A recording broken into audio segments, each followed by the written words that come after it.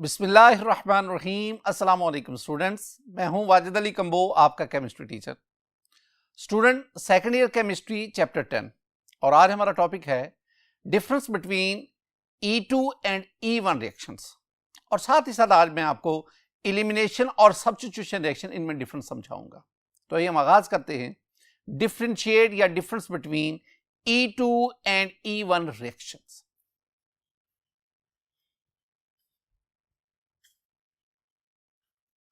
My dear students, आज हम पहले बीटा एलिमिनेशन रिएक्शन जो हमने दो स्टडी किए थे लास्ट लेक्चर्स में, एक हमने स्टडी किया था E2 रिएक्शन, फिर हमने स्टडी किया E1 रिएक्शंस। आज मैं आपको उन दोनों जो प्रीवियस टू लेक्चर्स हैं उन दोनों को समराइज करके, यानी E2 और E1 में डिफरेंसेस क्या हैं वो मैं आपके साथ डिस्कस करूंगा। माय डियर स्टूडेंट, मेरे पास ये E2 रिएक्शंस और E1 रिएक्शन, पहले आप दोनों की ना डेफिनेशन की बात करें तो E2 रिएक्शन में मैं क्या कहूंगा, single step elimination reaction in which removal of two atoms or groups takes place simultaneously, that is called the E2 reaction। और अगर मैं E1 की बात करूं तो हम क्या कहेंगे, two step elimination reaction in which leaving group leave first followed by the removal of hydrogen atom, that is called the E1 reaction। My dear student, अब आप इनके एग्जांपल को भी देख लें। जब मैं E2 रिएक्शंस की बात करता हूं तो मैं यहां पे प्राइमरी अल्काइल हैलाइड लेता हूं। आई मीन मेरे पास ये इथाइल ब्रोमाइड है, अल्कोहलिक की से रिएक्शन करवाऊंगा, मेरे पास जो प्रोडक्ट बनेगा that is ethene, alkyne is the product. और जब मैं E1 रिएक्शन की बात करता हूं तो मैं यहां पे ना टर्शियरी अल्काइल हैलाइड लेता हूं। This one is a tertiary butyl bromide. मैं अल्कोहलिक की से रिएक्शन करवाता हूं और मेरे पास ये प्रोडक्ट बना दैट इज आइसोब्यूटाइलीन। ये आपके पास alkene is the product. My dear student, ये तो मैंने आपको डेफिनेशन और एग्जांपल की बात की। अब ना दोनों को मैकेनिज्म की बात करो। मैं पहले E2 की बात करता हूं। E2 में हमने क्या पढ़ा था कि E2 जो है ये सिंगल स्टेप रिएक्शन है। अब इसमें ना तीन चीजें हैं आपके पास रिएक्टेंट्स है, आपके पास ट्रांजिशन स्टेट है और आपके पास प्रोडक्ट है। रिएक्शन एक ही है। मैंने आपसे कई दफा यह बताया आपको कि अगर कोई रिएक्शन सिंगल स्टेप में कंप्लीट हो तो ट्रांजिशन स्टेट लाजमी आती है। कोई भी रिएक्टेंट प्रोडक्ट में कन्वर्ट होते हुए ट्रांजिशन स्टेट से जरूर पास करते। तो अब आप इसमें देख सकते हैं कि आपके पास पहले क्या है, रिएक्टेंट में देखेंगे तो आपके पास ये अल्काइल हैलाइड है, प्राइमरी अल्काइल हैलाइड है और ये स्ट्रॉन्ग न्यूक्लियोफाइल, मैं इसे बेस कहता हूं। अब इसको देखेंगे, अब ये स्ट्रॉन्ग न्यूक्लियोफाइल क्या करेगा, ये ना बीटा हाइड्रोजन उसको यहां पे एब्स्ट्रैक्ट करेगा। अब ट्रांजिशन स्टेट में क्या हो रहा है, ट्रांजिशन स्टेट में चार बॉन्ड चेंजेस आ रही हैं। ये जो अटैकिंग बेस है ये बीटा हाइड्रोजन के साथ बॉन्ड बनाता है। कार्बन और बीटा हाइड्रोजन के दरमियान बॉन्ड, वो कार्बन ये पाई बॉन्ड की सूरत में आ रहा है और ये जो लीविंग ग्रुप है ये यहां से निकल रहा है। ये चार चेंजेस आ रही है और all these changes occur concerted changes. Concerted mean simultaneous. और फिर आपके पास ये प्रोडक्ट बन गया and product you have the alkyne. अब इसमें देख लें, आपके पास ये सिंगल स्टेप रिएक्शन है और इसमें रिएक्टेंट के दो मॉलिक्यूल्स इंवॉल्व हैं। कौन कौन से, अल्काइल हैलाइड और बेस, ये दो इंवॉल्व है। अब आप चले जाएं E1 की बात करें। My dear student, E1 reaction mechanism it completes in two steps. The first step is very similar to that of SN1, बिल्कुल वैसा ही है। फर्स्ट स्टेप में क्या होता है, फर्स्ट स्टेप में आपके पास इसकी आयोनाइजेशन होती है। टर्शियरी अल्काइल हैलाइड, आयोनाइजेशन हुई, आपके पास कार्बोकैटाइन बना। This reaction is slow, this reaction is reversible and we need a polar solvent. आमतौर पर जो सॉल्वेंट वो यहां पे जाकर आयंस को सराउंड करता है, उनकी सॉल्वोलाइसिस करता है। अगर सॉल्वेंट वाटर होगा तो साफ जरा हाइड्रेशन होगी। बहरहाल we need polar protic solvent here ताकि इसकी जो आयोनाइजेशन उसको फैसिलिटेट करे। ये था पहला स्टेप। ये स्लो स्टेप है. This one is the rate determining step. Only one molecule of reactant, I mean टर्शियल alkyl halide, that participate in this reaction. ये भी मैं ये आपको बताता जा रहा हूं कि ये रेट डिटर्मिनिंग है और इसमें रिएक्टेंट का एक मॉलिक्यूल इन्वॉल्व है. अच्छा, अब आपके पास ये क्या बन गया? आपके पास बन गया ये टर्शरी कार्बोकैटाइन. अब दूसरे स्टेप में क्या होगा? ये जो टर्शरी कार्बोकैटाइन है, अब ये बेस आएगा. ये बेस इस पॉजिटिव चार्ज रखने वाले कार्बन के साथ बॉन्ड नहीं बनाएगा. अगर ये उसके साथ बनाता वो तो फिर SN1 हो जाता ना. अब ये बेस टर्शरी, ये जो बीटा हाइड्रोजन है उसको एब्स्ट्रैक्ट करेगा. अब ये वाला बॉन्ड यहां शिफ्ट हो गया, यूं ये डबल बॉन्ड यहां बन गया और आपके पास ये अल्कीन हासिल हुआ. अब ये 2 स्टेप में रिएक्शन मुकम्मल. अगर ये 2 स्टेप में हो रहा है, दिस वन इज E1, और अगर सिंगल स्टेप हुआ दैट इज E2. अब नेक्स्ट स्टूडेंट हम बढ़ते हैं. नेक्स्ट जो पॉइंट है वो मैं मोलेकुलरिटी की बात करना चाहता हूं. मोलेकुलरिटी हमने क्या कहा था? हमने पढ़ा है कि number of molecules taking part in rate determining step, that is called molecularity. अब E1 में क्या है? E2 में क्या है? E2 में एक सिंगल स्टेप रिएक्शन है, वही रेट डिटर्मिनिंग स्टेप है, और उसमें रिएक्टेंट के 2 मॉलिक्यूल. लिहाजा E2 की मोलेकुलरिटी 2 है. This one is by molecular reaction. और ये जो हम E में 2 लिखते हैं ना, E2, इसमें जो 2 है that is actually the molecularity of this reaction. On the other end अगर आप E1 की बात करें, E1 में रेट डिटर्मिनिंग स्टेप ये पहला स्टेप है और इसमें सिर्फ एक मॉलिक्यूल इन्वॉल्व है. So its molecularity is 1 and this one is unimolecular reaction. और हम जो E1 में जो 1 है ये इसकी मोलेकुलरिटी को ही जाएगा. माय डियर स्टूडेंट, एक और भी चीज, और वो है रिएक्शन काइनेटिक्स. अगर आप E2 इसके रिएक्शन रेट को स्टडी करें तो आपके पास जो रेट इक्वेशन बनेंगे वो ये है. Rate that is equal to K concentration of alkyl halide and concentration of base. I mean rate of E2 reaction that depends upon concentration of alkyl halide as well as concentration of base. दोनों की concentration change करने से rate of reaction change होता है. और अगर आप देखेंगे तो इनके ऊपर एक्सपोनेंट 1 1 आ रहा है. अगर आप दोनों के एक्सपोनेंट को ऐड करेंगे तो 2 आएगा. I mean the order of E2 reaction is second. This one is second order reaction. अब ये बात ज़हन में बिठानी. आप E1 पे आए. माय डियर स्टूडेंट, अगर आप एक्सपेरिमेंटली इसकी रेट इक्वेशन लें तो आपके पास ये बनेगी. Rate that is equal to K concentration of alkyl halide. It means के a change in the concentration of nucleophile or base does not affect the E1 rate reaction. E1 rate reaction only depends upon the concentration of alkyl halide. और अगर आप इसका order लेंगे, definitely इसके ऊपर 1 लिखा हुआ है. It mean this one is the first order reaction. एक और चीज, वो नेचर ऑफ अल्काइल हैलाइड. किस किस्म के अल्काइल हैलाइड E2 रिएक्शन देते, कौन से E1 देते? ये बिल्कुल उसी तरह है जैसे आपने SN2 SN1 की बात की. हमने कहा कि primary alkyl halide they generally undergo E2 reaction, while tertiary alkyl halide they generally undergo E1 reaction. My dear student, एक और बात, और वो क्या? वो बात मैं आपको याद करवाने के लिए बता रहा हूं, वो वैसे आपने ज़हन में रखनी. क्या? अगर आपके पास स्ट्रॉन्ग बेस होगा, strong base that favours E2 reaction, और वीक बेस होगा दैट फेवर्स E1 रिएक्शन. तो strong base E2 reaction, weak base E1 reaction. और एक और चीज, और वो है आयोनाइजेबल सॉल्वेंट. अगर आपके पास सॉल्वेंट मोर आयोनाइजेबल होगा दैट फेवर्स द E1, और E2 में तो आपको आयोनाइजेशन की वहां जरूरत ही नहीं पड़ती. माय डियर स्टूडेंट, हमारी बुक में ना 2 सेंटेंसेस लिखे हुए हैं. अब मैं उन सेंटेंसेस की तरफ बढ़ता हूं. हमारी बुक में लिखा हुआ है कि E2 कंपीट्स SN2 reaction and E1 reaction compete SN1 reaction. अब इसका मतलब क्या है? यानी E2 SN2 को E1 SN, यानी elimination reaction compete substitution reaction. I mean मैं आपको समझाना क्या चाहता हूं, मैं आपको एलिमिनेशन वर्सेस सब्स्टिट्यूशन समझाना चाहता हूं. पहले मैं आगाज किससे करता हूं? पहले मैं आगाज करता हूं SN2 वर्सेस E2. पहले तो आपने पीछे पढ़ के ना E2 E1, यानी दोनों जो बीटा एलिमिनेशन रिएक्शन उनमें क्या डिफरेंस है। अब मैं आपको SN2 यानी nucleo substitution biomolecular versus E2 ये बीटा एलिमिनेशन बायोमोलेकुलर, इन दोनों में क्या फर्क है।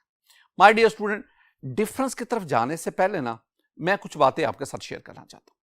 पहली बात, अगर आप ना SN2 और E2 दोनों की रेट इक्वेशन देखें तो माय डियर स्टूडेंट दोनों की रेट इक्वेशन सेम है, यानी SN2 और E2 the rate of both these reaction depends upon concentration of alkyl halide as well as the concentration of base. और हमने एक और बात भी पढ़ी कि स्ट्रॉन्ग बेसिस या strong nucleophile that favours SN2 and E2 reactions. अगर आपके पास स्ट्रॉन्ग बेस होगा यानी स्ट्रॉन्ग न्यूक्लियोफाइल होगा तो SN2 और E2 रिएक्शन होंगे, क्योंकि दोनों का रेट इस पे डिपेंड कर रहा है।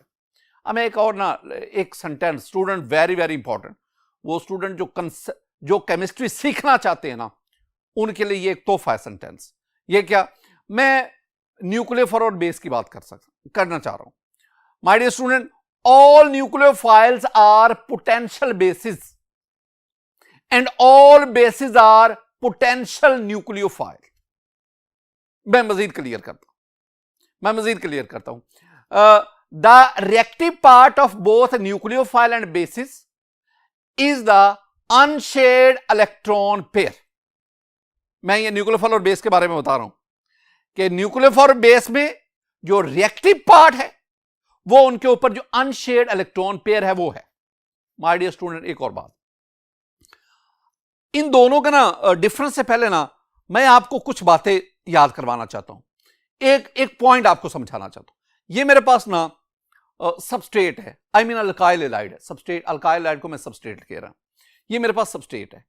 अब इस सबस्ट्रेट में ये कार्बन, ये इस हैलोजन के साथ, एक्स मीन हैलोजन आप ले ले, लीविंग ग्रुप ले ले, तो इस कार्बन को मैं कहूंगा this is carbon bearing leaving group. ये कार्बन बियरिंग लीविंग ग्रुप, ये आ गया आपके पास बीटा कार्बन, और उसके साथ ये जो हाइड्रोजन है this one is the beta hydrogen. यानी ना इस पूरे सबस्ट्रेट स्ट्रक्चर में मेरे पास दो चीजें आपको समझाने के लिए, एक ये carbon bearing the leaving group and this one is the beta hydrogen.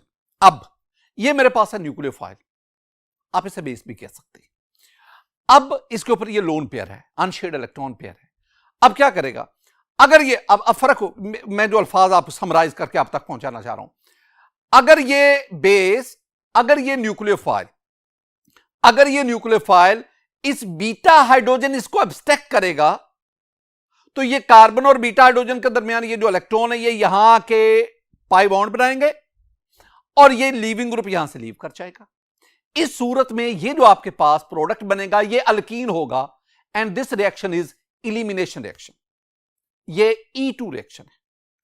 दोबारा बात सुनिए, अगर न्यूक्लियोफाइल बीटा हाइड्रोजन पे अटैक करेगा, उसको यहां से एब्स्ट्रैक्ट करेगा, तो this one is the elimination reaction.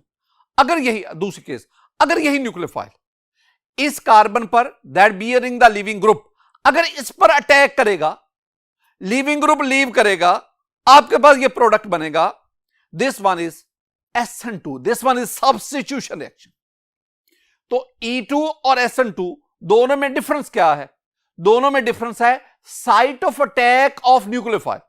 Nucleophile substrate में किस जगह पे अटैक कर रहा है।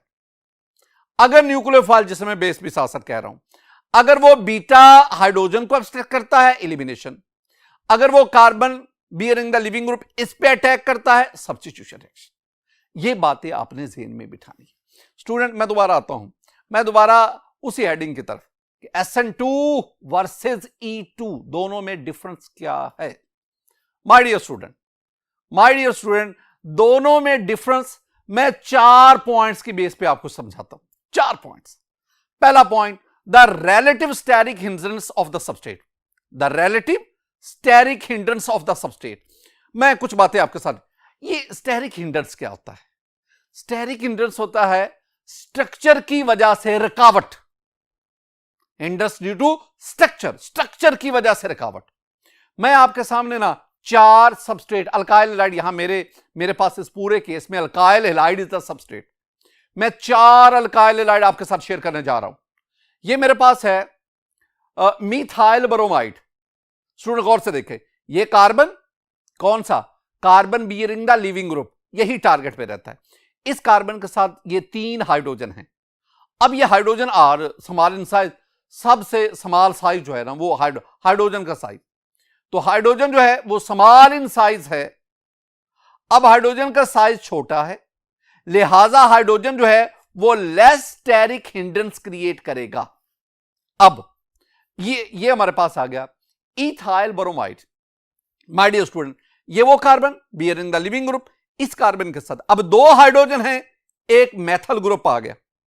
अब ये मिथाइल मेथल अल्काइल ग्रुप, इस ग्रुप के आने की वजह से ये ज्यादा स्पेस ऑक्यूपाई, इसका स्टेरिक इफेक्ट ज्यादा है, और स्टेरिक इफेक्ट ज्यादा होने की वजह से अब ये स्टेरिक हिंड्रेंस ज्यादा क्रिएट करेगा।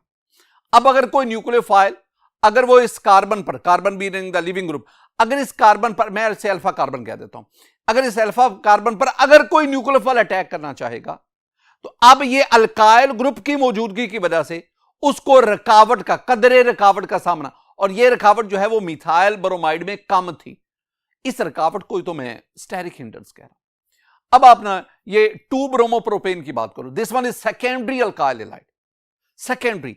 अब इसमें क्या है, इसमें इस अल्फा कार्बन पर, वो कार्बन जो लिविंग ग्रुप रखती है, इस अल्फा कार्बन पर अगर आप देखेंगे तो आपके पास 2 अल्काइल ग्रुप आ गए, एक हाइड्रो, इसका मतलब है 2 alkyl group, alkyl is a बल्कि ग्रुप, इसके आने की वजह से अब स्टेरिक हिंड्रेंस और बढ़ गई। This one is the tertiary butyl bromide. अब इसमें क्या है, इस कार्बन के साथ 3 अल्काइल ग्रुप अटैच हो गए, जिसकी वजह से स्टेरिक हिंड्रेंस और बढ़ रही। अब तरतीब जरा देखें, methyl bromide, ethyl bromide, 2 bromopropane, tertiary butyl bromide. अब ये 4 आपके पास आ गए। जब आप मिथाइल से टर्शी ब्यूटाइल ब्रोमाइड की तरफ जाते हैं, टर्शी अल्काइल, तो स्टेरिक हिंड्रेंस बढ़ रही है। ये पहला पॉइंट है। दूसरी बात, दूसरा मैंने आप टेंपरेचर की बात की, दूसरा फैक्टर जो अफेक्ट करे वो टेंपरेचर है। तीसरा factor that is the size of nucleophile और बेसिस। यहां भी 3 बातें। आपके पास ये सोडियम मेथॉक्साइड है, sodium meth, this one is the base. अब इसमें सोडियम के साथ ये मेथॉक्साइड है, CH3O, सोडियम एथॉक्साइड। अब सोडियम के साथ ये CH3CH2O, या इसको समराइज करो C2H5O आया है। इसका मतलब है कि सोडियम मेथॉक्साइड जो कि एक बेस है, उसकी निस्बत सोडियम एथॉक्साइड, इसका साइज बड़ा है। ये एक और आपके पोटाशियम टर्शरी ब्यूटॉक्साइड, इसमें क्या आ गया, ये पोटाशियम, ये टर्शरी ब्यूटाइल और फिर ऑक्सीजन है। इसका मतलब है इस बेस का साइज और बढ़ गया। तो साइज ऑफ द बेस और nucleophile, sodium methoxide, sodium ethoxide and potassium tertiary butoxide, size बढ़ता जा रहा है। यह भी बात ज़हन में रखते। और एक और चीज वो है आपके पास बेसिसिटी एंड पोलराइजेबिलिटी। तो ये 4 फैक्टर हैं जिनकी बेस पे मैं SN2 वर्सेस E2 इनको डिफरेंशिएट करूंगा। पहले आप फैक्टर की तरफ आए। नंबर 1 पे relative steric hindrance of the substrate, I mean alkyl halide के। पहले अपना प्राइमरी अल्काइल हैलाइड की बात करें। My dear student, primary alkyl halide में आपके पास ये इथाइल ब्रोमाइड है। आपने ना एरो के ऊपर ये मैंने सोडियम एथॉक्साइड लिया और नीचे में इथाइल अल्कोहल और ये टेंपरेचर ले रहा हूं 55 डिग्री। ये ना ये जो sodium ethoxide, this one is the base, ethyl alcohol is the solvent जिसमें ये बेस को हमने डिसॉल्व किया हुआ है। असल में बेस हमारे पास सोडियम एथॉक्साइड है। अब आपके पास ना ये 2 प्रोडक्ट बने, 2 प्रोडक्ट। एक आपके पास ये सब्स्टिट्यूशन प्रोडक्ट बना। अब याद रखना इसमें जो सोडियम एथॉक्साइड, इसमें जो C2H5O नेगेटिव है ना, ये अटैकिंग न्यूक्लियोफाइल है। साफ है, जब ये ब्रोमीन को यहां से सब्स्टिट्यूट करेगा तो आपके पास ये di ethyl ether, this will be the product. अगर मैं OH नेगेटिव को लेता हूं तो डेफिनेटली आपके पास जो सब्स्टिट्यूशन प्रोडक्ट बनता वो अल्कोहल होना था। लेकिन चूंकि मैंने सोडियम एथॉक्साइड को लिया, लिहाजा आपके पास जो सब्स्टिट्यूशन प्रोडक्ट बन रहा है वो आपके पास ईथर बन रहा है। अब साथ ही साथ आपके पास ये इथीन भी बन रहा है। This one is the elimination product. आपके पास दो प्रोडक्ट बने। अब इसमें अगर आप परसेंटेज देखेंगे ना तो आपके पास जो SN2 प्रोडक्ट बना यानी सब्स्टिट्यूशन वो है 90% और जो एलिमिनेशन प्रोडक्ट बना आई मीन इथीन वो है 10%। ये बात है। इसका मतलब हुआ अगर आप अल्काइल हैलाइड को लेंगे, प्राइमरी अल्काइल हैलाइड को लेंगे जो लेस सब्स्टिट्यूटेड है, आप ये कंडीशन प्रोवाइड करेंगे substitution that dominates elimination. SN2 90%, E2 only 10%। अब सेकेंडरी अल्काइल हैलाइड पे आ जाओ। अब सेकेंडरी अल्काइल हैलाइड में आप 2 ब्रोमोप्रोपेन ले लो, सेम सेट ऑफ कंडीशन जो आपने पहले रिएक्शन में लिया प्राइमरी अल्काइल हैलाइड के केस में, same set of condition, sodium ethoxide, ethyl alcohol 55 degree centigrade. Student अब आपके पास प्रोडक्ट बना। This one is the elimination product, this one is the substitution product. Percentage देखो, आपके पास 79% एलिमिनेशन प्रोडक्ट बना, सिर्फ 21% आपके पास सब्स्टिट्यूशन प्रोडक्ट बना। इसका मतलब क्या हुआ? इसका मतलब है यहां पे E2 डोमिनेट्स SN2। वजह वो steric hindrance of the alkyl halide. जब आप सेकेंडरी अल्काइल हैलाइड लेते हैं ना तो my dear students, secondary alkyl halide में स्टेरिक हिंड्रेंस बढ़ जाती है। अब न्यूक्लियोफाइल का यानी एथोक्साइड आयन का इसका अल्फा कार्बन पर अटैक मुश्किल हो जाता है। जब मुश्किल होगा तो डेफिनेटली आपके पास सब्स्टिट्यूशन रिएक्शन कम बनेगा और एलिमिनेशन रिएक्शन ज्यादा बनेगा। तीसरी बात पे आ जाओ, you have the tertiary alkyl, you have tertiary butyl bromide. My dear student, पहली बात जो SN2 रिएक्शन, इसमें टर्शियरी ब्यूटाइल ब्रोमाइड में स्टेरिक हिंड्रेंस इतनी सवियर होती है कि SN2 reaction can not take place. आप SN2 रिएक्शन को तो रूल्ड आउट करो। मैं दो तरह से डिस्कस करूंगा, एक लो टेम्परेचर पर और एक हीटिंग पे। पहली बात, आप लो टेम्परेचर पे टर्शियरी ब्यूटाइल ब्रोमाइड लिया, वही सोडियम एथोक्साइड, इथाइल अल्कोहल और room temperature 25 degree centigrade. My dear student, आपके पास प्रोडक्ट बने। अगर आप इन प्रोडक्ट्स को देखेंगे ना तो स्टूडेंट वाज़ेह है, इन प्रोडक्ट्स में आपके पास जो इलिमिनेशन है, इलिमिनेशन वो बहुत ज्यादा है और जो सब्स्टिट्यूशन अगर हुई है तो वो SN1 के तहत हुई है और वो प्रोडक्ट हम बना है। अगर आप सेम रिएक्शन, सेम कंडीशन, ये टेम्परेचर ज्यादा कर दो। अब टेम्परेचर आप रूम 25 नहीं, टेम्परेचर इंक्रीज कर दो। जब आप टेम्परेचर इंक्रीज करेंगे तो आपके पास सिर्फ इलिमिनेशन प्रोडक्ट 100% अल्कीन बना, यानी या वो E1 से बनेगा या वो E2 से बनेगा। यहां में ना अगर आप इन तीनों बातों, प्राइमरी सेकेंडरी टर्शियरी, तीनों को आप यकजा करो तो यहां दो बातें समझ आ रही हैं। पहली बात, जैसे जैसे स्टेरिक हिंड्रेंस बढ़ती जाती है हम सब्स्टिट्यूशन से एलिमिनेशन की तरफ बढ़ते। और आखिरी जो है ना टर्शियरी अल्काइल हैलाइड, इसके एग्जांपल ने मैं एक और भी बताया कि अगर लो टेम्परेचर होगा तो सब्स्टिट्यूशन थोड़े बहुत चांसेस हैं, चाहे SN1 ही हो, लेकिन जब आप टेम्परेचर इंक्रीज करेंगे तो फिर सब्स्टिट्यूशन के बजाय सिर्फ और सिर्फ क्या होगा, यानी high temperature favours the elimination. ये एक था relative steric hindrance of the substrate. दूसरा फैक्टर क्या था? टेम्परेचर। अब टेम्परेचर के बारे में एक सेंटेंस, सिर्फ मैंने सेंटेंस बताना, और वो सेंटेंस क्या है student? N increase in reaction temperature favours the elimination over substitution reaction. यानी हाई टेम्परेचर पर एलिमिनेशन होगी, लो टेम्परेचर पर सब्स्टिट्यूशन होगी। ये ज़हन में रखना। तीसरी बात, तीसरा फैक्टर वो मैं आपके साथ student share, that is the size of the nucleophile और बेसिस। मैं दो एग्जांपल्स आपके सामने रखता हूं, जरा देखें। पहली एग्जांपल, ये मेरे पास ऑक्टाडिकाइल ब्रोमाइड है। अच्छा, मैं ऑक्टाडिकाइल ब्रोमाइड को दो दफा लिखता हूं, ऊपर भी लिख दिया, ये नीचे भी लिख दिया। अब ऊपर में ना स्टूडेंट आपके सामने, ऊपर में आपके सामने ये सोडियम मेथोक्साइड लेता हूं इन मिथाइल अल्कोहल, और टेम्परेचर भी देख लें। आपके पास ये प्रोडक्ट बने, जरा इन प्रोडक्ट्स को देखो। ये आपके पास जो है ये इलिमिनेशन प्रोडक्ट है और ये आपके पास सब्स्टिट्यूशन प्रोडक्ट है। यानी ये E2 का प्रोडक्ट है, ये SN2 का प्रोडक्ट, दोनों में फर्क देखें। आपके पास जो E2 है ये 1% बन रहा है, अल्कीन 1% बन रहा है, और जो आपके पास सब्स्टिट्यूशन प्रोडक्ट बन रहा है, जो आपके पास ये ईथर बन रहा है, ये आपके पास 99% बन रहा है। इसके बरक्स अगर आप दूसरे केस में देखेंगे तो अब यहां पे आपने पोटाशियम टर्शरी ब्यूटॉक्साइड लिया इन टर्शी ब्यूटाइल अल्कोहल, और साथ आपके टेम्परेचर देख लें। अब यहां पे आपके पास वही दो प्रोडक्ट बने, ये एलिमिनेशन प्रोडक्ट है, E2 प्रोडक्ट है, ये SN2 प्रोडक्ट है। यहां पे E2 85%, SN2 सिर्फ 15%। रिएक्टेंट सेम है दोनों केसेस में, ऑक्टाडीकाइल ब्रोमाइड रिएक्टेंट दोनों केसेस में सेम है। हां, साइज ऑफ बेस चेंज हो रहा है, ऊपर सोडियम मेथॉक्साइड है, नीचे पोटाशियम टर्शी ब्यूटॉक्साइड है। सोडियम मेथॉक्साइड का साइज छोटा है, टर्शी ब्यूटॉक्साइड का साइज बड़ा है।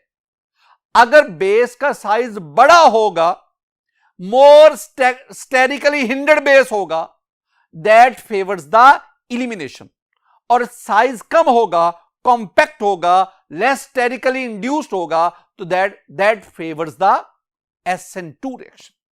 I mean, a large size of base, a more steric hindered size base, that favors E2 elimination reaction, और अगर साइज छोटा होगा that favors the SN2 reaction. My dear student, आखिरी पॉइंट जो मैं आपके साथ, that is the basicity and polarizability.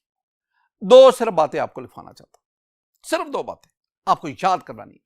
My dear student, याद रखना, very strong and slightly polarizable bases, strong and slightly polarizable bases like that of hydroxide ion OH negative, amide ion NH2 negative, alkoxide ion OR negative, ये जो हैं these bases favors E2 reaction।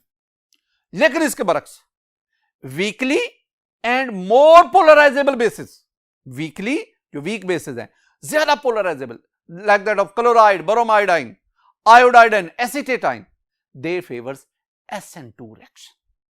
Student, ये जो मैंने बातें आपके साथ share की ना, ये SN2 वर्सेस E2। अब दो तीन पॉइंट्स, SN1 वर्सेस E1। पहली बात, दोनों में SN1 में और E1 दोनों में जो मैकेनिज्म का जो फर्स्ट स्टेप है वो दोनों में सेम है। इन फर्स्ट स्टेप क्या है, ये आपके पास टर्शी अल्काइल हैलाइड है। फर्स्ट स्टेप में क्या होगा, आपके पास ये कार्बोकैटन आयोनाइजेशन होगी। ये स्टेप दोनों में 100% सेम है। हां, डिफरेंस दूसरे स्टेप में आता है। दूसरे स्टेप में क्या होता है, मैंने आपको बताया, दूसरे स्टेप में अगर ये वाला जो अटैकिंग स्पीशी है, अगर ये बतौर न्यूक्लियोफाइल एक्ट करेगी, तो ये इस कार्बन पर अटैक करेगी, यानी carbon bearing the positive charge, carbocation carbon जिसके ऊपर फुल पॉजिटिव चार्ज है, इस पे अटैक करेगी और आपके पास ये सब्स्टिट्यूशन प्रोडक्ट बनेगा। लेकिन अगर यही अटैकिंग स्पीशीज जो पहले न्यूक्लियर, अगर ये बतौर बेस का एक्ट करेगी, तो फिर ये बीटा हाइड्रोजन इसको अब्स्ट्रैक्ट करेगी और आपके पास अल्कीन बनेगी। अब यहां पे फर्क आ रहा है, यानी अब ज़हन में रखना, अगर स्ट्रॉन्ग बेस होगा, स्ट्रॉन्ग बेस, तो बेस चूंकि इनका रेट ऑफ रिएक्शन देखें, रेट इक्वेशन देखें, वहां बेस इन्वॉल्व ही नहीं है। हम इनमें क्या देखेंगे, सिर्फ दो बातें स्टूडेंट आपने से रखा, और वो क्या है, माय डियर स्टूडेंट, अगर आप टेम्परेचर इंक्रीज करेंगे, an increase in temperature favours the E1 reaction, और decrease in temperature that favours the SN1 reaction. Nucleophile की भी बात कर लें, स्ट्रॉन्ग न्यूक्लियोफाइल ना E1 को सपोर्ट करता है, स्ट्रॉन्ग बेस, और वीक जो होगा वो SN1 उसको बेस करता है। बाकी ना ये बड़ी हद तक जो है ना, मेन जो डिफरेंस आता है ना, वो SN2 और E2 का ही है, जो मैंने 4 पॉइंट्स आपके साथ डिस्कस किए। माय डियर स्टूडेंट, आज के इस लेक्चर में मैंने अल्काइल हैलाइड का जो मेजर रिएक्शन थे, आई मीन सब्स्टिट्यूशन रिएक्शन और फिर बीटा एलिमिनेशन रिएक्शन, उनको यहां समराइज करने की कोशिश की। मेरी दुआ है कि अल्लाह ताला आप पर अपना फजल फरमाए, अल्लाह ताला आप पर अपना करम फरमाए। अस्सलामु अलैकुम व रहमतुल्लाह।